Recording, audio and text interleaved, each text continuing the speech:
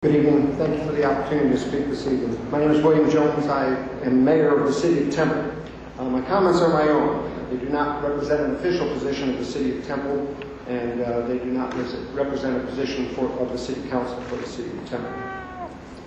According to statistics from the Office of the State Demographer and the Texas State Data Center Institute for Demographic and Socioeconomic Research at the University of Texas at San Antonio, the population of the state of Texas will at least double by the year 2040. That means that the population of Texas will be at least 45 million, and some estimates are as high as 50 million. With the transportation situation as it is today for railway and highway, it is obvious that we must have additional capacity to handle the growth in traffic that will come from the population increase. In addition to that expected increase, over 75% of the population of the state of Texas will be within 30 miles of Interstate 35. That means between 30 and 35 million people. More than 50% of the current population of the state will live along I-35. Texas will have to have greater roadway and rail capacity to adequately handle the growth.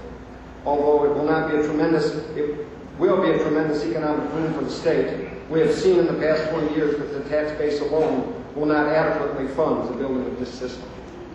The concept of the Trans-Texas Corridor, and specifically the proposed TTC 35, will begin to address that growth and a mechanism to fund the system by the use of the system. The toll roads are an effective way to pay for highways and their future maintenance. Relying on fuel taxes in an age when everyone is resistant to increased taxes and fuel consumption is foolish. The toll system of a user-pay system can work. The nice thing about the Texas plan is that there is an alternative for those who do not wish to pay the toll. The freeway, I-35, still exists and is being expanded to handle some of the capacity increase. But it cannot be expanded to handle all of the highway, truck, and automobile traffic. It will not handle any of the need for increased rail capacity, particularly the high-speed rail that does not exist anywhere in the United States today. However, it is a very viable method of safe, cost-effective transportation. It makes sense to develop one corridor that will address all of these concerns. It must be done in the most economically viable way possible. If it is not, then the cost will be prohibitive and there will be a terrible gridlock that will stifle the economy of the state of Texas. Obviously, I am a supporter of the Trans-Texas Corridor concept.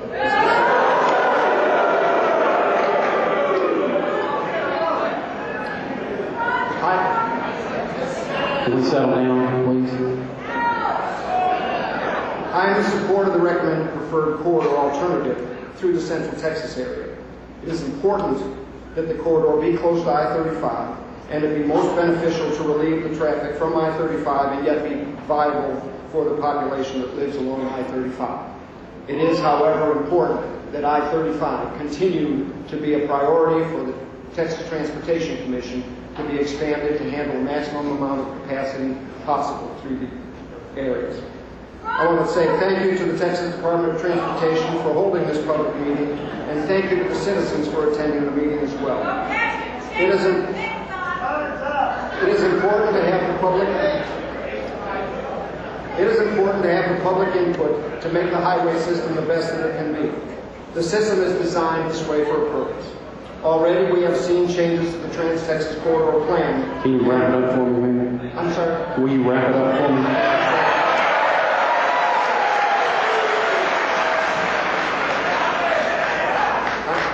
I'm almost finished.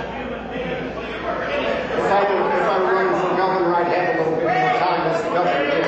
So, Yeah. If we can have quiet, the mayor can finish and we'll move on to the next person. But if, we're going to have a bunch of noise, I'll just let the mayor continue till he finishes. So let's let the mayor finish, and then I've got a big stack of a lot of other folks that want to have their say, and I want them to have their say. So let's let the mayor finish, and we'll move on. Thank you, sir. Already we have seen major changes to the corridor plan and meaningful protective legislation on the most recent transportation bill passed by the legislature and the governor as a result of numerous public hearing meetings held around the state. I know that more changes will come to the plan as a result of these meetings. We need additional highway and rail capacity in Texas. The Texas Trans-Texas Corridor plan will provide that capacity and a way to fund it that will not increase taxes for Texans. Thank you for your having this meeting. Thank you, Mayor.